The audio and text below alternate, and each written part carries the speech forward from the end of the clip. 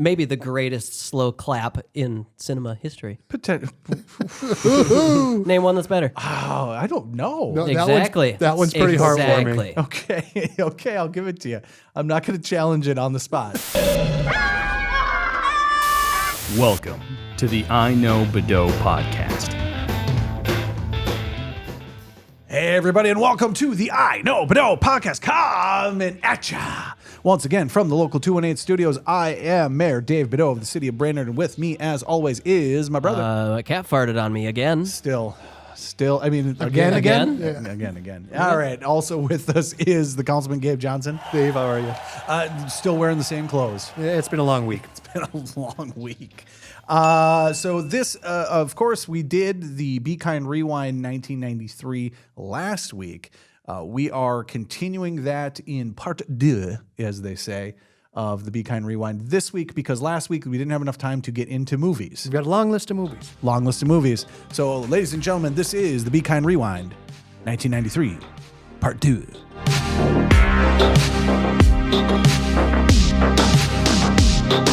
All right, so why don't you guys kick us off? What are we going to start with here for movies and from 1993? I mean, should we not start with Hot Shots? Part deux. We should probably at least mention it. I'm, of course, going to use that in the description of this episode as the title because I love it. I love it so much that I've used it like 15 times. But, of course, it's iKnowBadeaux, so deux just goes right with it. It rolls right off the top. Right there. You got the UX right there at the end. iKnowBadeaux. Let's talk about it just super fast. It's great stuff. The spoof movie genre was in full force. Full force. Yep. Around that. I mean, this year alone. Yes. There was that. Hot Shots, Robin Hood Men in Tights, and Loaded Weapon. Oh, Loaded really? Weapon 1. Loaded Weapon 1. So there was never a Loaded Weapon 2, I don't think. Oh, really? They should straight to 2.5. I was gonna say, did they skip and go to 3? Because I love it when people do that. So Hot Shots Part 2, pretty good.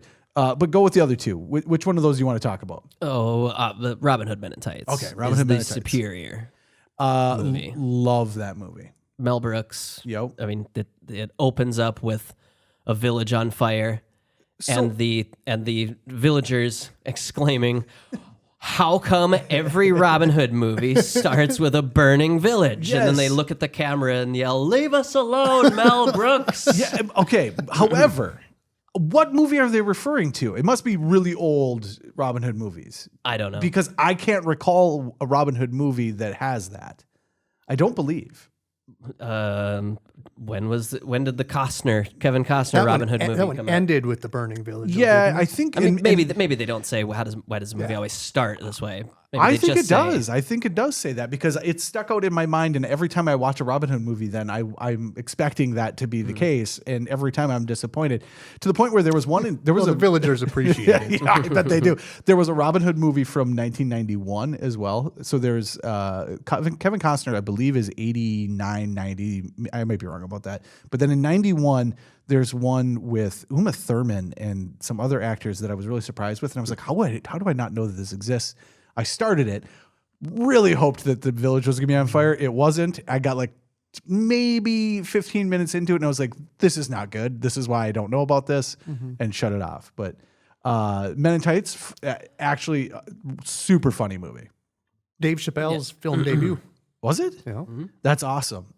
His television debut, I believe, was on Home Improvement. Home Improvement. Yeah. Him and Jim Brewer. Jim wasn't Brewer, it? yeah. Oh, nice. They were actually going to have a buddy comedy sitcom, I believe called Buddies, I think is what it was supposed to be called, and it got canceled. But yeah, they started off on Home Improvement just as two dudes. They were just in the audience and got pulled down for Yeah. something.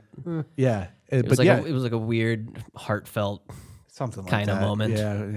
Yeah. But anyways, his film debut, Men in Tights. Men in Tights, best line from the movie. Oh, Abe Lincoln. Yep. Did you just say Abe Lincoln? No, I didn't say Abe Lincoln. I said, hey, Blinken. Hold the reins, man. A very close second in that movie is, Blinken, what are you doing? Because he's up in the... Blinken is a blind man. He's a blind man. and he is up in the watchtower. Yes. And somebody comes up and says, Blinken, what are you doing up there? And he says, guessing? I guess no one's coming. That's the best line of the movie. All right. Anyways, yeah. So both of those excellent films. Loaded Weapon, I believe, starts with Bruce Willis on the beach. Am I correct about that? Well, you don't find out it's Bruce Willis until because it starts off and there's a helicopter flying down the beach and there's like Loaded Weapon or like Lethal Weapon. Lethal Weapon. Yep. Yeah. And it's like, what do you even call those? Homes. Yeah. It's a trailer park. It's a trailer park. It's a trailer park on the beach. I wouldn't It's a say trailer home. It is a trailer home on the beach. Somehow, and let's not kid ourselves. There's no way that is existing anywhere. This is not anyone that has the beachfront property that's up on the cliff is not allowing some dude to just pull up with their little pull behind trailer and camp out. Yeah. And then it turns out that it's Bruce Willis. Well, so the helicopter shows up and it starts off action packed right away. This helicopter comes in, guns ablazing, and just blows the absolute hell out of this building, and just turns it into rubble. And then you see a white flag come out, and it's revealed to be Bruce Willis. Yes. And he yells at the helicopter and he says, "What are you doing?" And the guy, I think he has a megaphone. Probably. And he's a helicopter. I would assume. If he doesn't, well, it's a movie too, so he could just be talking. But he yells down and he says, "Hey, is this 67 whatever Bluff Avenue?" And Bruce Willis yells back, "No, this is 68." And the guy says, "Oh, sorry," and flies away. Sorry, my mistake. Yeah, no problem. No problem. That's great. Yeah, so two very, very good flicks. Gabe, give us one from 1993. I got, let's go baseball route. I got a couple. You're going right straight to baseball, huh? Straight. Do you Okay. want to end it? No, go with baseball. I'm going to go with my favorite baseball movie all time, The Sandlot. I can concur that is probably one of the best. Yeah. But you say the best. I say the best. It holds up. It holds my boys' attention. Yes. So last generations, it's a good movie. I think part of it is that it is a period piece as well. So then it becomes timeless. You know, it's from the 90s, but about the 50s. It has, the kind of that connecting generations type of thing. And it's about baseball, right? You can't really go wrong. Yeah. Talk about it. What sticks in your mind about Sandlot? What sticks in my... Well, you're killing me, Smalls. I use that all the You're time. killing me, Smalls. But it's just a great, movie of a group of 12-year-old boys just kind of coming of age, kissing unwanted girls who don't want it. Yeah. It's wiggin' whack. Those things happen in the 50s. End of the movie sticks out to me now, sitting here with you, because they tell us what happens to everybody in the future, and you love that. No, Gabe Johnson, you are well aware that to me is the greatest faux pas in film. I don't need to know. It is the equivalent. I have said this. Is the equivalent of me finishing your movie and saying, "Oh, that was excellent," and then on my way out the door, you handing me a pamphlet with everyone's biography that tells me what happened after the movie. The story's over. We've completed everything we need. I'm sure they did things later. That's fine. That's wonderful. Thank you. Oh, they continued to live. You don't need to know, because here's the other part of that, right? These are not real people. These are not real people. I don't need to know what imaginary people. Not only do I not need to know, I don't care. I swear to God, I do not care. I will shut it off. Every movie the movie is over and we are done. I think they should have one where it's just everybody died. There's nothing else. And Timmy died. There are movies like that where sometimes you get through Eventually it. they do. Yeah, and right? then they get into some dark too, where it's just like, well, that has nothing to do with this, but thank you for telling me that he got AIDS and died. Yeah, right. Timmy bought a hooker. Couldn't catch a pop fly, but goddamn could he catch AIDS. Fun fact, I learned reading about the movie. James Earl Jones plays the guy who has the dog in his backyard. Okay. James Earl Jones also plays a character in Yes, he does. Field of Dreams. Yes, he does. James Earl Jones, not a baseball fan. Interesting. He didn't have baseball where he grew up. He never Really? played it, doesn't know It's a curiosity to him. Interesting. I suppose, yeah. Because baseball's an interesting one that if you didn't grow up watching it at all, it's, and I've said this to my son who loves baseball, it's math, the game is what it is. Like it's statistics. It's why probabilities. It's probabilities. It's why accountants love baseball because it's all about math. It's velocity of the pitch. Now you look at what they do, like the spin rotation, like it is intense math and geometry and physics. That's literally what that entire game is. If you didn't grow up with that, it has to be kind of weird. It has to be kind of weird. Yeah, I met a guy at a bar in Toronto who was from Australia, and I was watching the Twins game on the bar television, and he had no fucking idea what was going on. And he kept asking me questions, just like the most basic stuff. Yeah. Like he understands cricket, so he was trying to associate cricket with baseball, but we couldn't really find any way to connect, or I just couldn't get this guy to understand what the hell was going on. That's crazy. Sandlot is great. Scott, are you a fan of Sandlot? It's been a really long time since I've seen it, but I understand that it's a great movie. Yeah. Like I said, timeless. It is really timeless. Every time I see that movie anywhere, I'm like, I need to watch that movie. Yeah, I need to watch that movie. I need to watch a movie. I just never do. And it's one that you can just turn on and just enjoy. I huge fan. Great movie. The second baseball movie, Rookie of the Year. Rookie of the Year. Do you got any takes on Rookie of the Year? I mean, as a whatever, when I saw it, however old I was, young boy, you definitely want that to be you. You do want that to be you. Hold on, all I have to do is trip over a rock and throw 100-mile-an-hour fastballs. The premise of the movie, for anyone who doesn't know, which if you don't know, what are you doing with your life? Yeah. Boy is terrible at baseball. I love that they start with that. Absolutely awful at baseball. Does the thing where he slips and falls and his hat falls down and doing all the things that you think is overly comical, but I've actually watched a lot of youth baseball. That kid's backing up in the outfield. It happens. There are kids literally tripping over their feet, getting up, kicking the ball under the fence. It's a very good time. But anyways, he then slips and falls on a baseball, of course. And I believe he breaks his arm, but it must do something with his tendons. Because when his tendons refuse to the bone, I believe is what they say, they're too tight. And so now he can throw a baseball really fast. Yeah, he can't bring his arm down slowly. It only snaps. He went from being a kid who can't play baseball to a kid that, guess what? Rookie of the Year. Still can't play baseball, but he can throw a ball really fast. He can throw a ball really fast. But he gets signed by the Cubs. Yes. Wins a lot of games. Wins a lot of games. Again, very, very good movie. Tidbit from this. It is the directorial debut of one Daniel Stern.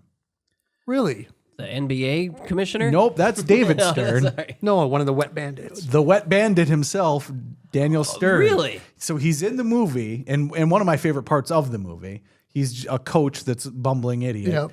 Gets locked in the thing, chokes on seeds. It basically is just a bumbling idiot the whole time. Yeah, that was his directorial debut. I may be wrong about that. I did not know It may that. not be. He was the director, but I may be wrong that it's his directorial debut. Well, even just knowing that he directed it, even knowing that he directed a movie. Yeah. It makes me A wonder. good one, too. I never look. Yeah. I never went on to look like he must have did like Bushwhacked. I had to have directed that. Maybe I don't know. But yeah, I thought that was very interesting. One of the Wet Bandits. Is the director of the movie Rookie of the Year. Also, best line of the movie. Did he say funky butt loving? Funky butt loving. Did he say funky butt loving? By far the best line of the movie. Okay, let's go on to next. Scott, throw something at me. What do you got? I got one that you watched and I watched. You watched 90% of. He watched 90% of. Oh, we're going to talk Cliffhanger. Let's talk Cliffhanger. Okay. Okay. All right. I mean, I guess the only movie I watched. Yeah, this is what I enjoy about you is we actually have started doing a little pregame beforehand. Like, what's the list going to be? And we put down a list, and then Scott pretends like it's the first time anyone has mentioned any of this in his life. You literally watched one movie, and it was Cliffhanger. I forgot. Okay. So talk to me about Cliffhanger. I think what I said to Gabe was, it is not a bad movie.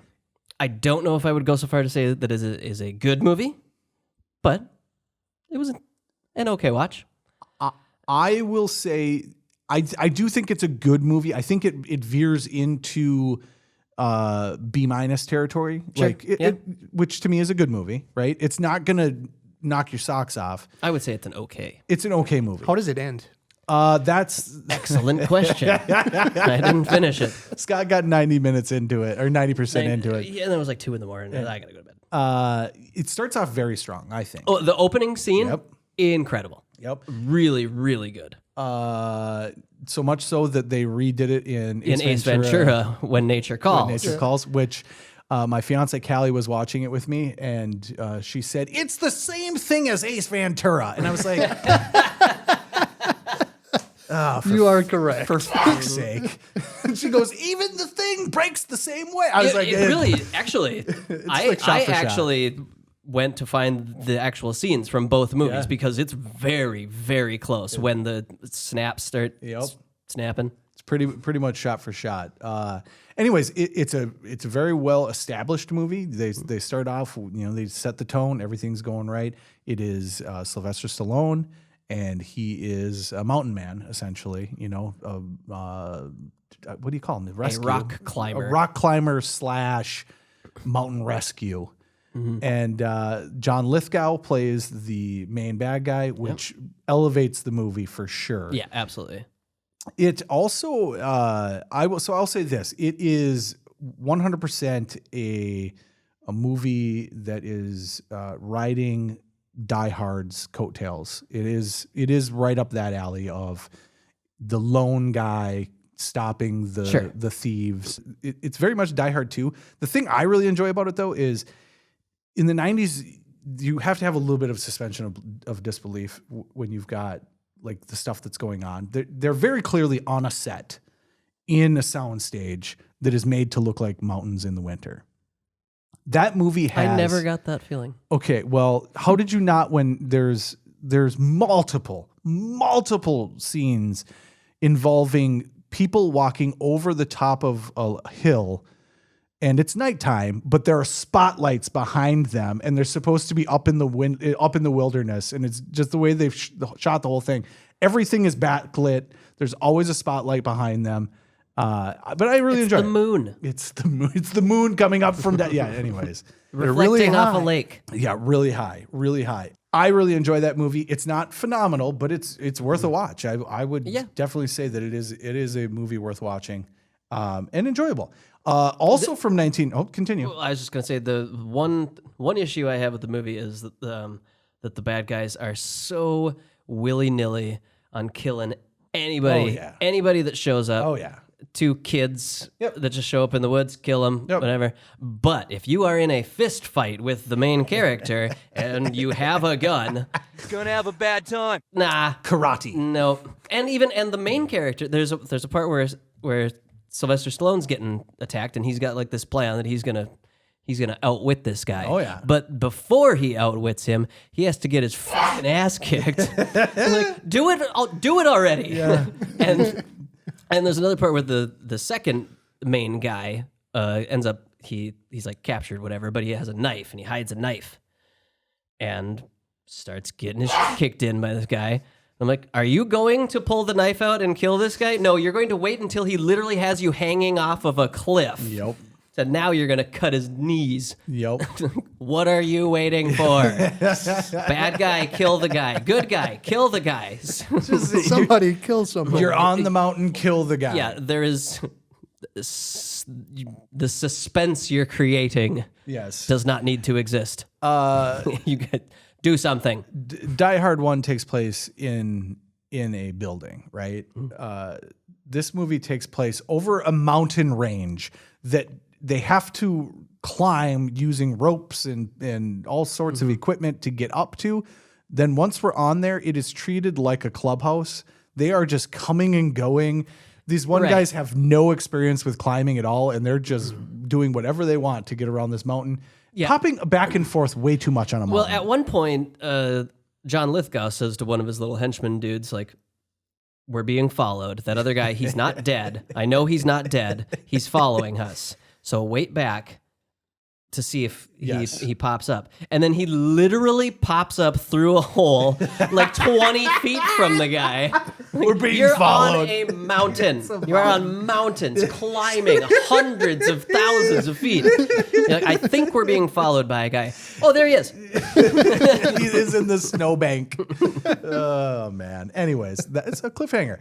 Also in 1993, mountain related, the movie Alive. Very good. I remember that stuck out to me. Wait a minute. You can crash in a plane and survive. And then, it's Donner You Party have time. to eat people. Yeah. So that's actually, that movie holds up pretty well as well. Not gonna lie, since that movie came out, I have not flown over the Andes Mountains at one single time. By choice, right? Yep. All right. So, do you guys got anything else from 93 for movies at all? Do you got another one at all? There's one sticking out to me that we haven't thrown out. One, Jurassic Park. We should probably talk about. Do we want to talk about Jurassic Park? You could do a whole cast on Jurassic Park. You could do a whole cast on Jurassic Park. Do you believe there's a lot of behind the scenes stuff that people talk about with that movie?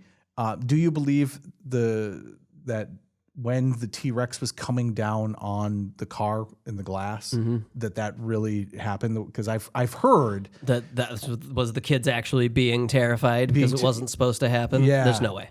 I don't believe it. No, there's no way. Not in the Spielberg movie. I don't think so. Not and that thing was operating funky, but I think it was operating more like jerky, Sure. not almost kill kids. Right. Not accidentally bite kids. Yeah. Yeah, I don't believe it either. However, like really cool, and again, this is the same thing as Terminator 2, right? Sure. Where it holds up and there's a lot of really cool CGI. This one has a ton more CGI than Terminator 2 does, but there's so much that's done in camera using those puppets, and the idea that massive T-Rex is actually an animatronic is crazy to me. That's crazy. Clever girl. Anyways, moving on from that, Cool Runnings. Talk to me. Yes. Talk to me, Cool Runnings. It's pushcart time. Come on. Come on. Feel the rhythm. Feel the rhythm. There's so many things you could have said there. Gabe hasn't said anything for a minute. Okay, Gabe, give me. You dead, Sanka? See? There's so much that could Hey, have done. Sanka, you can pee now. Too late. I said earlier, frequently, if I am the winner in something, Yes. I will refer to myself as the Pushka champion. You canceled. Gabe, give me the Cool Runnings take. Let's hear it. John Candy, a disgraced former Oh, yeah. bobsled champion, Bobsled champion. Well, not a champion. revoked. Revoked. Bobsled cheater. Guy Bobsled hid cheater. weights in the front of his sled to make it go faster. It's a fun movie. It's a redemption tale for the disgraced former bobsled man, Oh, yeah. and a success tale of sorts for Sure. the Jamaican team that doesn't finish the medal. Spoiler alert, everybody, for this Yeah. 30-year-old movie. But they crash at the end, but they pick up the cart, walk across the finish line. It's just To a slow clap. Oh, to yeah. a slow clap, Oh, yeah. obviously. Oh, yeah. yeah. Great. Maybe the greatest slow clap in cinema history. Name one that's better. Oh, I don't know. No, Exactly. That one's pretty heartwarming. Exactly. Okay, I'll give it to you. I'm not going to challenge it on the spot. I'm going to give you the award for best slow clap. However, I got a feeling that they cheated. I got a feeling they got a little weights in the front of that slow clap, maybe. That joke sucked. It's been a while. To tell you the truth, I don't know. I don't know if I can walk my way out of that one. What you were getting at with that? I don't know either. I love this movie. I actually think this is a really good movie. This is when Disney was doing their sports movies, and they had a ton of them. You know, Angels of the Outfield. Which is my favorite baseball movie. Is it? It's great. It is just a really good movie. The air up there. The air. This was before Air Bud, but no, you had Mighty Ducks, you know, and then they went on their big kick where they were doing all these sports movies for kids. Cool Runnings is very watchable, very good to just put on with the kids. It's got all the you know tag or the catchphrases that you can throw out, and you know you can throw them out when When prompted. when prompted to throw them out. But yeah, John Candy, you guys know this. I love John Candy. I think he's one of the best comedic actors that were around. It does end, I believe, with and then this happened. It does have that. Oh, yeah. However, I don't remember that. But I think it's historical fact. it is historical fact. In my head, it happened, so maybe it didn't. No, it does. They competed again in the Yes. next Olympics. Yeah, and but whatever. it's historical fact, which is different. I will allow it if, well, okay, they just lost. If it's not something you just made up Yeah, for your character. Jamaica went on to win the next 3 bobsled championships. See, that's like, and so is now owner of 3 car And a dealerships. gynecologist. There's always a gynecologist. It's always the weird one. The weird kid always ends up being a gynecologist or a lawyer, one of the two. All right, let's do a quick rundown. Just give me rapid fire, throw out 93 movies. And this is the problem. There's just too many of them. Mrs. Doubtfire. Yeah. I don't think you could do Mrs. Doubtfire now. Go. No, absolutely not. Not a chance in Not a hell. chance. Not a chance, but very good. But Robin Williams could still pull it off Yeah, very good. if Very he good. were around. Yeah. Groundhog Day. Yep. Homeward Bound. Yes. Last Action Hero. Last Action Hero. The only thing I want to say about that is not a bad movie. Again, little weird mix of a lot of action and then kind of the spoofiness that you love. Heavy on the lens flare. Like 93. The first time I remember it is Die Hard. Die Hard has that where it shows the lens flare in certain scenes with the camera. When did that become a thing and when did it stop? Well, I think they were doing it ironically, and that killed it. You're probably exactly right. Continue. Go. What else? Demolition Man. Demolition Man. Man, Bottle yep. Rocket. Bottle Rocket, the first of. Wes Anderson Yep. film. Yep. Got a lot weirder after that. Schindler's List. If you're making a list, Schindler's better be on it. And by the way, Jurassic Park and Schindler's List both came out in 1993. Spielberg, lot of breath to the movies you're making in 1 year. I think that was probably Philadelphia that year too. Then. Oh my with God! Tom Okay, Hanks. speaking of Philadelphia too, so we were Speaking of being good at getting AIDS, we were just looking up movies from 1993, and I was looking through a list, and there was a picture that came up for Philadelphia Experiment 2, but in the poster for it, all I saw was Philadelphia. Philadelphia is really big. And Experiment 2 is not very big. And then 2 is really is big. very big. And I laughed for probably 45 minutes about the idea that a movie where a guy dies of AIDS has a sequel. He already pulled over. He can't pull over any farther. Philadelphia 2. It's AIDS again. not coming. Anyways, you got throw out a couple more from there. Dazed and Confused. The big one, Dazed and Confused. So I want to play a little game with Dazed and Confused. I would say not necessarily the lead actor in that, but one of the actors in that you may remember is the quarterback, right? He's not going to sign the paper. Randall Pink Floyd. Randall Pink Floyd has a twin brother. Are you aware of this? I wasn't until about a week ago. Okay, so I wasn't until about 4 seconds. ago. Okay, so he has a brother.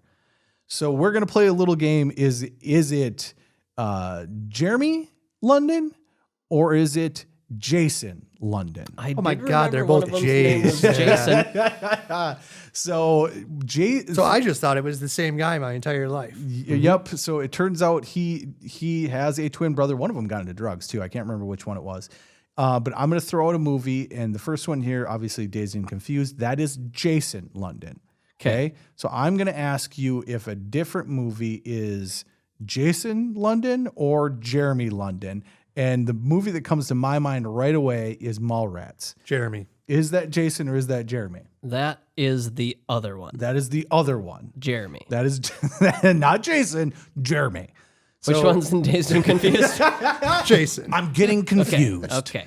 So Jason is in Dazed and Confused. Jeremy is in Mallrats. Correct? Yes, correct. Which So one? smart. Yeah, which one was in 89 episodes of the show Party of Five? 89 episodes of something. I don't remember Jeremy London in 89 episodes. I do remember Jason London in 86 episodes of something. I'm gonna say Jeremy. I'm again. going with Jason. Well, sorry, Gabe, it's Jeremy. Jeremy London. Damn it. All right, and then we'll just wrap this up. They were both in a lot of things, but then you probably remember them from the movie Out Cold. Which one is in Out Cold? That is Jason. No, that's Jeremy. Nope, that is definitely Jason. Man, I know these guys so well. So I found that freaking hilarious when I found that out. It's like, wait a minute, that's not the. It's not the same. Oh, twin brothers. Why not? That kid is back on the escalator again. Leave it alone. Okay, I've got one last movie, and then let's wrap this up. I happened to notice that the movie Weekend at Bernie's 2 came out in 1993. Part 2 to end. Part 2. America's favorite stiff is back, That's Bernie Lomax. I recognize that smirk anywhere. but this corpse has a job to do. Have you guys seen Weekend at Bernie's 2? It might be the greatest feat of acting ever. Bernie? Yes. That's what I'm going to get at. The possessed dead body, Bernie. Unbelievable. It's incredible. He did a great job. So it was Terry Kaiser is the actor, did a great job as Bernie in the first one, but he's basically playing dead. But to be able to pull off comedic beats while playing as though you're dead is pretty damn hilarious, and he did a great job. But Weekend at Bernie's 2, his acting as a dead body that is possessed or that is voodooed, and gets up and starts walking whenever the beat is played. The premise of this movie is such. Weekend at Bernie's happens. This movie starts immediately after Weekend at Bernie's, where Bernie Lomax is in the morgue and they're identifying the body. Okay. Then for some reason, one of the dudes gets the harebrained idea that we've got to take this body to the Caribbean, and we're going to find this treasure that he has, or this money that he's laundered, right?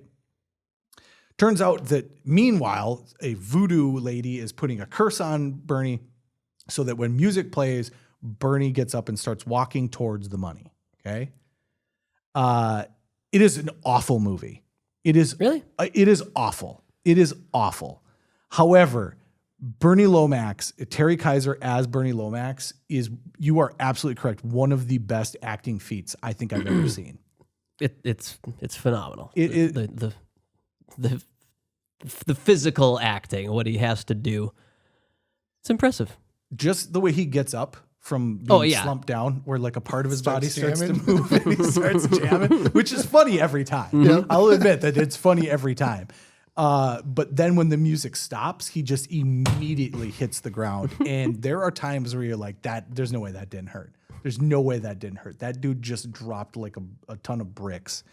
But this movie is awful. The movie It was the first time I saw a movie with tits in it. Well, okay, take And it it's back. PG. Never mind. Titties. It's PG. I got to watch it as a kid because it was rated PG, and then I got to see boobs Okay, for about 3/4 of a second. it doesn't matter. This There's a movie, pause button for that. Weekend at Bernie's 2 is 89 minutes long. It starts with the animated credits, as was pretty popular at this time frame. You know, you get your Christmas Vacation, you get a lot of those other movies that started with the animated credits. What, like Grease? Grease is another one, yes. I'm thinking Honey, I Shrunk the Kids, I think, does it as well. I know there's quite a few of them that do this. But those are 3 minutes long, okay? This is an 89-minute movie. The opening credits are 3 minutes long. Feels like forever because it's not very well done. The closing credits are 5 minutes long.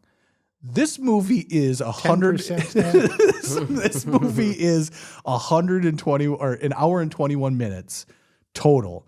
It is a quick romp, and after watching it, I was like, "Oh, you threw those animated credits in at the beginning to make this 89 minutes because you were trying to get close to an hour and a half." There's not a lot of substance to this. However, there are some very funny bits because obviously, of course, the treasure is underwater. So the dead body is, meandering his way underwater to go Well, they have get to it. put headphones on him so he can hear the music. I just saw a dead man walking on the bottom of the ocean. There are a couple very good laughs in this movie, but to go from the original Weekend at Bernie's to Weekend at Bernie's 2, other than Terry Kaiser's acting, huge letdown. Huge letdown with that movie. I remember enjoying it. Well, yeah, you when were. I was 12. You weren't even 12. This was 1993. Well, that's when it still came existed out. It's not when it when was I watched it. Sure. Well, mainly you just enjoyed the boobs. No one does dead like Bernie. What's your final take on 1993 movies? Not as good as 1994 is about to be. No, the year of Jim Carrey. What are we gonna do? We're gonna have to just start. We're gonna have to do a half hour on Jim Carrey. We're gonna have to start just splitting these up. Movies is just gonna have to be its own thing because they're far too good, and you gotta talk about them. You can't not talk about Cool Runnings. You can't not talk about Men in Tights. Favorite movie from '93? Go. Jurassic Park. Yep. It's one of a handful of movies that I consider perfect movies. Okay. I will appreciate that. Gabe. Groundhog's Day. Groundhog's Day. Okay. Isn't it Groundhog Day? I think it is Groundhog. I'm calling it Groundhog's Day for a week. Groundhog Day. There's only one, and he sees his shadow, or Right. doesn't. I would agree. Top ones, I'm going to go with Cool Runnings, Jurassic Park, and I didn't get 3. I know. Yeah, what the hell? I know. But I think you get Cool Runnings because you're going to say Groundhog Day afterward. I wasn't going to. I was going to say either Sandlot or Rookie of the Year. Got to go with the baseball one. Well, which one? Which one's better? I don't. Okay, which one's better? Sandlot. Yeah. Which one do I have like the most fond memories as a kid? Rookie of the Year. Sandlot as an adult, way better movie. That's an ensemble of a baseball team. Whereas Rookie of the Year is. However, you feel it more personally. However, one of these movies ends by telling me bullshit happens after the movie, and one of them does not. Rookie of the Year would be my choice because of that. So, all right, ladies and gentlemen, that's the end of 1993. God, that was a slog if we've ever had one. Gentlemen, how do you feel? Sweaty. Sweaty, and we gotta get the hell out of here. All right, ladies and gentlemen, we will be back next week, and we'll be back with the news. Scotty's gonna have the news. We'll have wrap-ups from everything that has been happening in your stead. I'm pretty excited because I know you got a couple good ones coming up.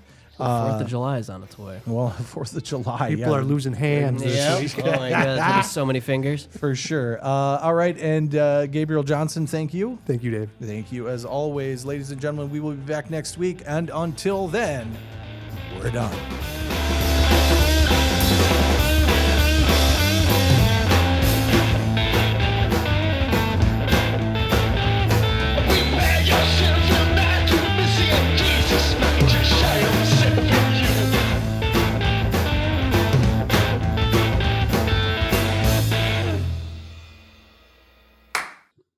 Sweaty. I think we'll just call that even.